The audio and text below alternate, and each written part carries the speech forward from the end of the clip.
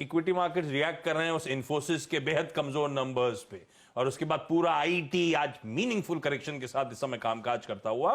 तो दरअसल दोनों आईटी दिग्गज जो इन्फोसिस और टीसीएस के नंबर्स आए, ये स्टैकअप कैसे करते हैं? इन्फी वर्सेस टीसीएस, कितना दमखम था टीसीएस के नंबर्स में, कितनी वीकनेस थी इन्फी के नंबर्स में इन कंपैरिजन टू टीसीएस, उसकी एक बढ़िया डिटेल्ड एनालिसिस लेके दीपाली आपको आपकी स्क्रीन पर नजर आएंगी।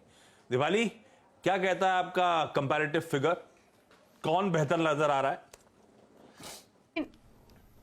आशीष, बहुत ही इंटरेस्टिंग है इनफैक्ट ये इन्फोसिस वर्सेस टीसीएस, क्योंकि टक्कर बराबर की है अगर आप अलग अलग पैरामीटर्स पर देखें। हालांकि सिर्फ इस क्वार्टर के बेसिस पे जज करेंगे तो टीसीएस आपको लीड करता हुआ नजर आएगा। एक एक करके देखें तो सबसे पहले शुरुआत अगर हम करें रेवेन्यू के हिसाब से, तो टीसीएस ने इस बार पहली बार 50,000 करोड़ का जो रेवेन्यू मार्क है उसको क्रॉस किया, क्योंकि इस बार जो इनके टोटल रेवेन्यूज रहे वो 50,592 करोड़ के आसपास रहे।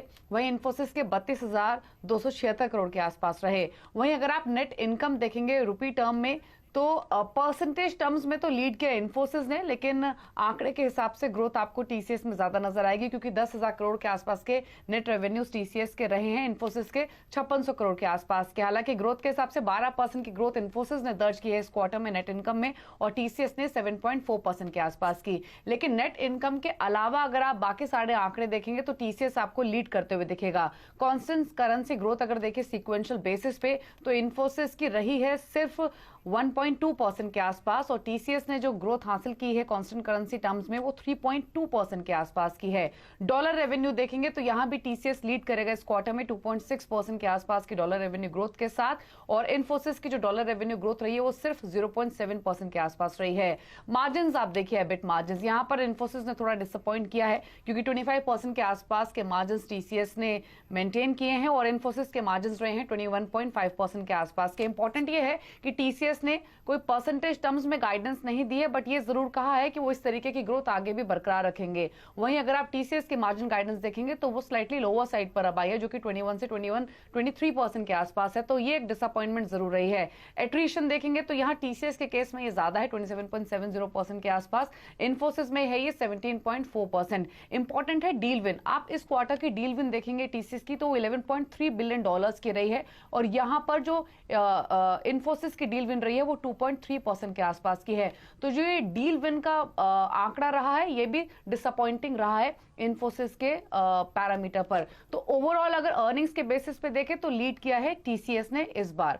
हालांकि अगर वैल्यूएशन के हिसाब से देखें तो वैल्यूएशन का आंकड़े भी आपको दिखा दे। टीसीएस का जो पी रेशियो है वो 36.88 के पास का है, इन्फोसिस का 37.21, ईपीएस 99.93 है टीसीएस का, और इन्फोसिस का है 48.77। और अगर आप 5 सालों की कंपाउंडेड एनुअल ग्रोथ देखें तो टीसीएस की 25% के आसपास रही है, और इन्फोसिस की 30.3% के आसपास की। तो अब आज के फॉल के बाद तो स्पेशली वैल्यूएशन वाइज इन्फोसिस भी आकर्षक हो गया है, लेकिन हाँ प्योरली अगर अर्निंग्स के बेसिस पे देखें तो लीड किया है टीसीएस ने।